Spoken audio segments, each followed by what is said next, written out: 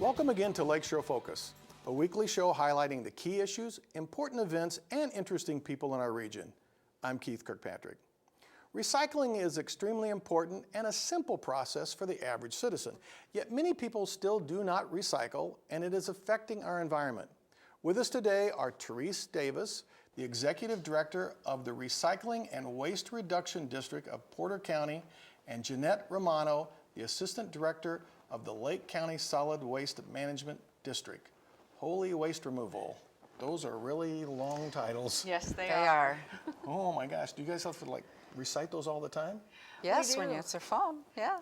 So it was that the first job requirement? You have to be able to pronounce all that at one Correct, time? or at least know the acronym. Ah, okay. And what is the acronym for you? Well, we actually took advantage of the opportunity to change our name a couple years ago. We're the Recycling and Waste Reduction District of Porter County. We changed our name. You chose to change your name to that? Correct, to more accurately reflect what we think we're doing in our county, and that is to help people reduce their waste and find ways to recycle So what's the it. acronym for that? RWRDPC. Okay, I like the longer version. So we don't have an acronym. Oh, you just have to pronounce the whole thing. Yes, we do. All right. So we're going to talk about recycling a lot, but I mean, this is about waste removal, waste reduction. I mean, is recycling the vast majority of what you guys do? I would say that is the vast majority of it. We do want to get citizens to think about reducing when they're purchasing.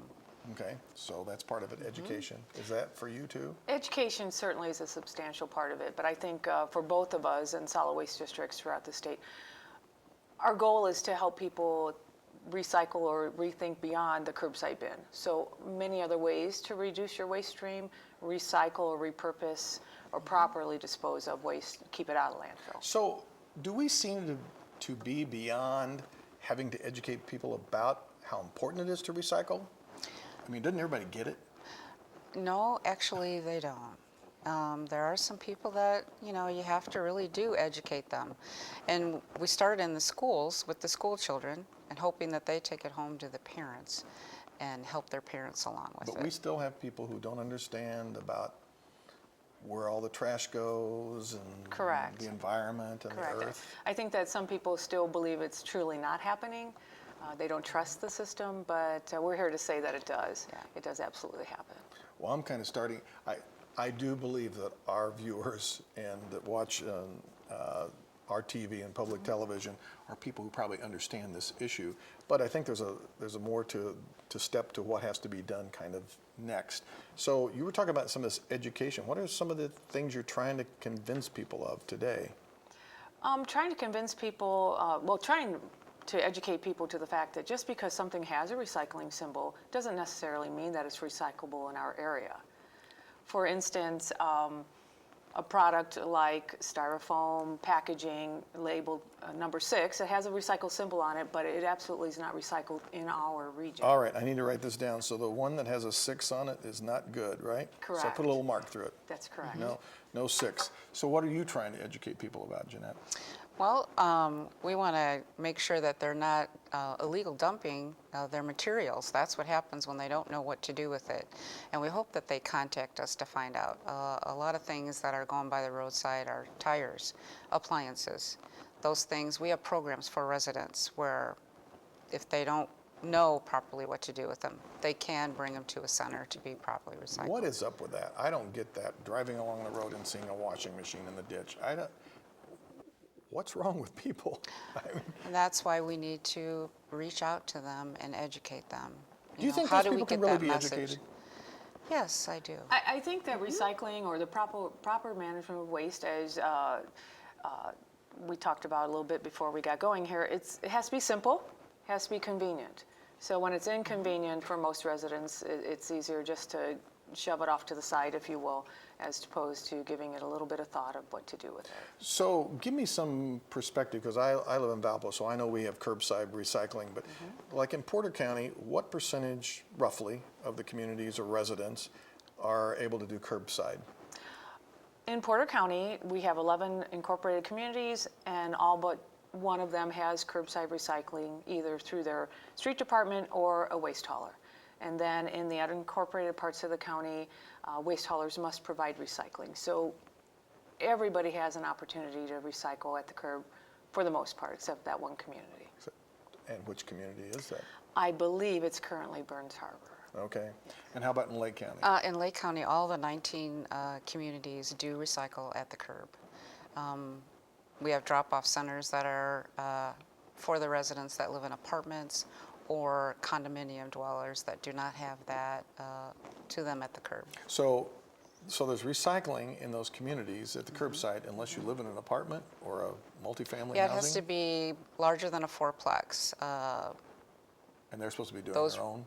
Yes. Okay. And that's typical in the community. That's a typical scenario, yes. Yeah. Okay. Because those are businesses then, and then it's not part of your curbside residential collection route. But then it's not as simple Correct. as Yes. you say it, and convenient as you say it needs to be, right? Correct. Yes. And I think as well that Porter County has the drop-off recycling centers, and they do get used in both of our counties. They're heavily used. Okay. Well, I brought some items with me today. This is kind of like a test, maybe, but maybe it's something you can help me with. Sure. Because I think I'm the average person, and I hear a lot of people say things like this. So here we go. So what do we do here? We do bottle or cans. What's the big argument here between bottle and cans? I don't know that there's an argument. For educational purposes, the aluminum can could get recycled and back on the shelf within 6 weeks. So it's a very recyclable commodity, highly sought, very easy to market. The glass material, not as easily marketable, but there are markets for it. So I just, between the two, I think that the aluminum can is more easily recyclable. It wins. So, but the glass is heavy and makes a lot of noise when it breaks, so it's kind of fun. Yes. Yeah. I don't know about fun. You know, it's a hazard too. When it breaks. Are we supposed to crush our cans before we turn them in? You can, but it's not necessary. Okay. Absolutely So not. the stuff we learned in college about smashing against your forehead, you don't have to do Oh, that, right? yeah, right. We won't want you to get a cut on Okay, your we'll, forehead. we'll stay away from that. So, what is the deal with? I know this is kind of noisy. What's the deal with gas cans? Because you hear on the radio all the time. Turn in your old gas can. This is kind of cool. You actually want this, don't you? Yes, I love this old Yeah. look. It's kind of antique-y, but what's the deal on gas cans? Actually, what you've heard on the radio is probably the NERC partnership with the Lake Michigan District's Household Hazardous Waste Program, in where they will do a gas can exchange. You bring in your old gas can like that. That one's kind of cute, though, and you get I know you a guys are fighting me over this. you get a new gas can that controls the any leakage that might come from it, so you're not emitting any gas fumes into the air. So it's for air quality, and That's important. that's what we've been doing. Okay. Aerosol cans. So what are we supposed to do with aerosol cans? Well, aerosol cans, when they're fully evacuated of their aerosol or their pressure, our recycler, where most of the recyclable material in the region goes to, prefers not to receive it because it still can be a hazard when it goes into their compaction equipment. So unfortunately, there's no curbside recycling, but you can bring those to the hazardous waste collection events held in Lake and Porter County, and we will take those and they will be All properly right, disposed and we'll talk about of. the hazardous collection. So that's pretty much what to do with these. So you can't really Correct. throw these and say, oh, I'm going to recycle them. All right, so the age-old question, paper or plastic? How about a reusable bag? Yeah. And just take your reusable shopping bag with you to the store. I know I have about Yeah. 20 in my car when I go. Okay, but I'm a guy. I don't have those in my car. So paper or plastic? What am I going to do?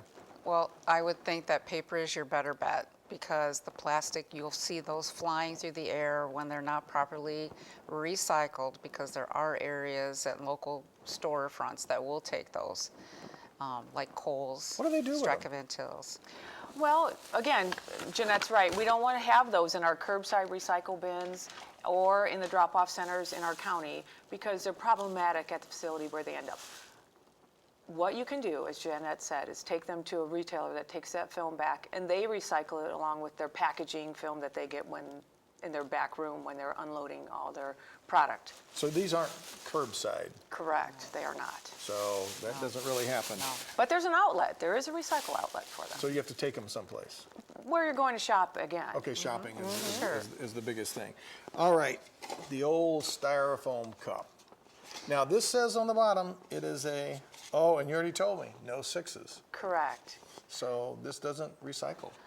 Well, it can be recycled, but not in our area. Why not?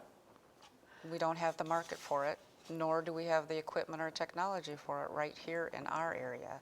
There is a technology for it where they actually melt that down into a ball shaped, for lack of better words, and then it is extruded on the other end on whoever would purchase it and turned back into the lighter styrofoam. So these all end up going to the landfill for the most part around here. Correct. Yes. Correct. So our message is rethink.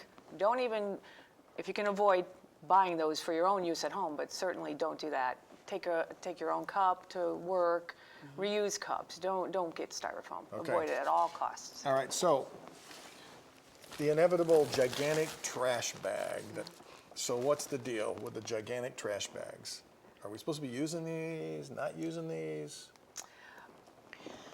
Well, I would. Oh, look at you, both I know. hesitated here for a moment. Well, I think we all have waste at home that is going to end up going to the landfill, and we want to contain it in some fashion. So I think that people are used to using these. Use a paper bag from the grocery store if you can. I mean, we're going to have some drippy, soiled waste, and that might be the only means to manage it. So for the Sure. mucky stuff, use these, Sure, right? But I would think. filling them with leaves and No. and newspapers and things like that is not No. a great idea. No, because those items can be managed and Okay. recycled. All right. So, are any of these biodegradable? Can you buy biodegradable They ones? do sell biodegradable ones, but I'm not sure locally. But there are some on the They're market. probably expensive, right? I would think that they might be. I think they're comparable. The costs are comparable. It's a mindset. Immediately, you thought Right. they were Right. more costly, but I think they're comparable. But I should at least look, right? Okay, now the final item is what I consider the curse of the earth. These things. Packing peanuts. Okay. Packing peanuts. And these blow everywhere, Yes. right? Yes. So what are you supposed to, and they ship, and this, every time you get a package at home, it's full of these things. But I think that the market is changing.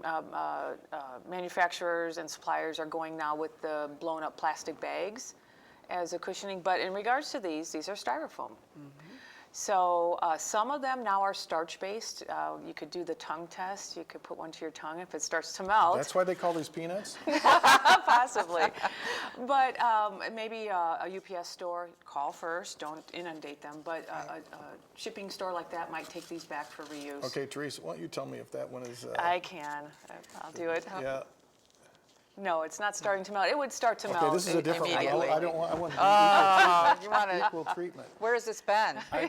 You know, we got it at a candy store. Oh, there you go. So It's not melting. not No. melting. No, you So that's the trick. Yeah.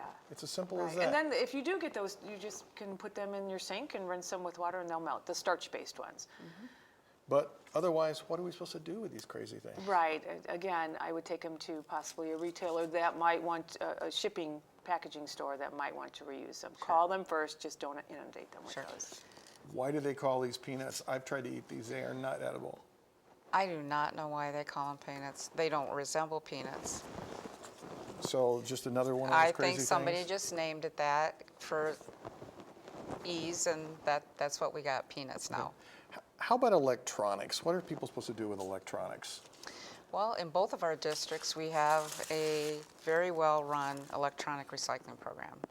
In Lake County, we have 8 locations where residents can take anything with a cord to that facility. How about your cell phone? Yes. Your old Yes. cell phone? Yeah, Oh, you I guess can. it does have a cord, right? It will have a cord when you want to charge it. Yeah. That's true. So anything with a cord can come to the recycling center. Yes. Correct. What else do people need to be bringing to the recycle centers? Oh, medicine. How about medicine? What are you supposed to do with all your... We do have the hazardous waste collection events where people can bring over-the-counter and prescription medications too. But throughout our counties and throughout this nation, really, local police departments have 24/7 drop-off centers. Not all of them. A person would have to make that inquiry. But that's an ongoing opportunity for the residents to drop that material off properly. And when you guys have these recycling programs, I mean, I've been there, it's like, it's really highly organized. You drive your car, it's like a little drive-through your car, and they got all these people like yanking stuff out of your car. They'll take your steering wheel if you're not careful, right? Have you seen us there? I have. I've seen all the hundreds of, are those all volunteers? They are trained volunteers. They don't work every collection. They really are good about, like, they'll just open your trunk and take everything out and put it in the different bins and so forth. How about Correct. how about batteries and stuff like that? Well, batteries are accepted at the hazardous waste collection as well as multiple locations through all of our counties, because that's a really good tool in our schools as well to get the children, again, to think outside the box, think beyond that plastic bottle. Here's a thing I can recycle. What else can I recycle? What else can I keep out of the landfill? Now, I took some batteries recently to recycle them to a store that will remain unnamed, and the guy said, you know, you don't have to turn those in anymore because they're all biodegradable. Oh, I'm no, like, they're not. I thought he's selling batteries and he doesn't know this. Oh, yeah, they have metals in them, so you want to make sure that they get to the right place. Okay, so we do need to recycle the You need- batteries then. What other items are out there that people just don't know that you can recycle? Well, one of the programs, it's a great cooperative program between not only Porter County and Lake County Solid Waste District, but also the city of Hobart. Latex paint can be recycled and made into reusable paint. And Jeanette can tell you maybe a little bit about how that got started and what's happening there. Well, actually, because we were collecting so much latex paint through our household hazardous waste program, we were spending probably, wow, I want to say close to $50,000 in the proper disposal and handling of that paint. And our past director had come up with the idea that it could be recycled. We've looked at it nationwide. City of Hobart was willing to take it on, and they have a mixer there at their public works facility. They accept the paint in, they remix it, it's reblended, it comes out like a grayish, beigeish color, depending on what colors they get in the batch. And then they sell it to residents, $3 a can, Wow. or $5 a $5 container, and it gets put back on walls. Now you can take it to a local hardware store and have color added to it. Oh, that's a good idea. So that's kind of a new thing, last few years? That's been going on for 3 years, maybe going on 4 years right now. So what else do we not know that we can recycle that we should or could? Or something on the horizon that we could be able to recycle that you guys hear about? Not that, I don't think anything on the horizon. I think just people need to know that they can recycle yard waste, batteries, latex paints, fluorescent bulbs. Again, at our drop-off recycling sites in Porter County, at our compost sites, people can bring us compact fluorescent bulbs, get those managed properly, and not sent to landfill. You're not supposed to throw those in your thing and break them? Correct. I mean, they have mercury in them, so once they're broken, they can't. That's the managed material we want to manage in there and prevent from getting in the environment. What's the worst thing to recycle, or what's the hardest thing to recycle? Is there such a thing? The hardest thing to recycle. Yeah, just hard to do anything with it, besides styrofoam. Is there anything that's Well, really that's the difficult? only thing, that's what comes to my mind. Well, I mean, there's a lot of materials. Again, going back maybe to the recycle symbol. It has a recycle symbol because it can be recycled. It's just, are those markets in our area? Mattresses, at some point in time, there was a push, a forefront to get mattresses to be recycled. The wood that's in there, the metal springs. Almost everything can find a new life. Is the market here, is the question. Right. We're down to a couple minutes, so since you guys are both about education, I want to give you an opportunity. What's the one thing that you would really like the citizens to understand about recycling? That it's there for them. The opportunity is there. They just need to call us and find out. They need to seek that. If they don't, that's our biggest thing, is outreaching to them and for them to know about us. So because call we and can ask help them. questions. We can help them, yes. Okay. And I would say, building on that, that it's also that it's easy. It's uncomplicated. Many things can be recycled and quite conveniently. You just have to take the effort to find out what it is and what the opportunities are. I think we need to have another show on the reusing thing, because we didn't really get into the reuse. And I may have you guys come back and bring some stuff that could be reused and tell us about it. Would that be fun? Absolutely. Yeah, that would be fun. Okay. And I Yeah. won't make you taste the peanuts again. Okay, that's Is that good. good? Is that a deal? Excellent. That's Yes. a deal. All right. Thank you both for being here and giving so much information. Really Thanks for the appreciate it. opportunity. Yes, thank you very Appreciate much. it. All righty, thank you.